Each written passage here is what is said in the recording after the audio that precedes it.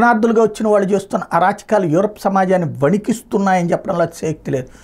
Europe సమాజం కడుపులో పెట్టుకు చూసింది, అంత ముద్ద పెట్టింది, అంత ఉద్యోగం ఇచ్చింది, అంత ఉపాధి కల్పించింది. కానీ సహజ సిద్ధంగా తమ దేశాల్లో తిరుగుబాటుదారుల చేతిలో తన్నులు తిని పారిపోయి గతి లేక బ్రతుకు కోసం యూరప్ సమాజం దగ్గరకు చివరికి ఆ దేశంలో తిండి బట్ట వసతి కల్పించి వాళ్ళని బ్రతకమంటే చివరికి ఆ సమాజం మీద అత్యాచారాలు, ఆ సమాజం మీద అసభ్య ప్రవర్తన, ఆ సమాజంలో అసహజమైనటువంటి పనులు చేసుకొస్తున్నారు అన్నటువంటి విషయాన్ని ఎలన్ మాస్క్ అనేకసార్లు ప్రస్తావించారు. తాజాగా ఒక ఇన్సిడెంట్ను ఫోకస్ చేస్తూ ఏదైతే తాజాగా జరిగినటువంటి పరిణామాన్ని ఆయన హైలైట్ చేసుకొచ్చారు.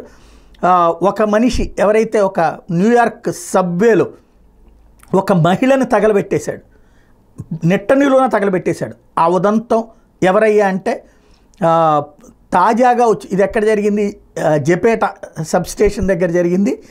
ఇతను మొన్న మధ్యనే గుటిమాల దేశం నుండి మైగ్రెంట్గా అంటే చొరబాటుదారుగా అనాలా లేకపోతే కనుక గతి లేని వాడిగా వచ్చాడన్నటువంటి విషయం బయటపడింది.